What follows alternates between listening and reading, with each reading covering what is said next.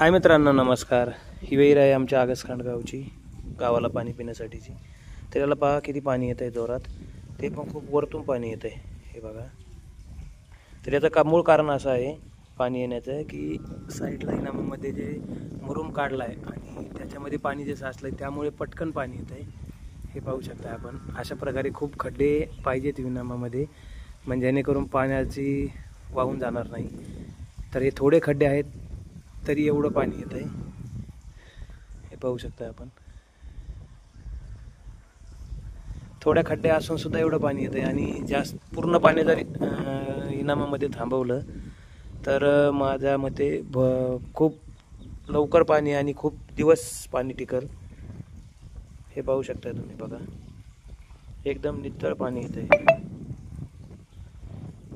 आणि रिंग पासून खूप जवळ आहे.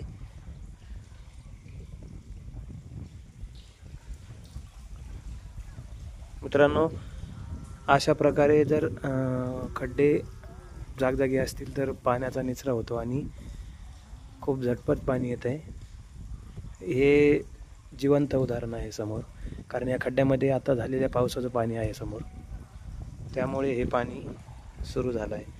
उन्हाळ्यामध्ये पूर्ण विहीर एक थोड्या वेळात चालत होती. आत्तापर्यंत ऑगस्ट महिन्यापर्यंत खूप कमी पाणी राहिलं होतं हिला, आणि आत्ता पाऊस झाल्या 3-4 दिवसामध्ये सुरू झालेला आहे आणि एकदम नितळ, गढूळ नाही, काय नाही, एकदम नितळ पाणी येत आहे.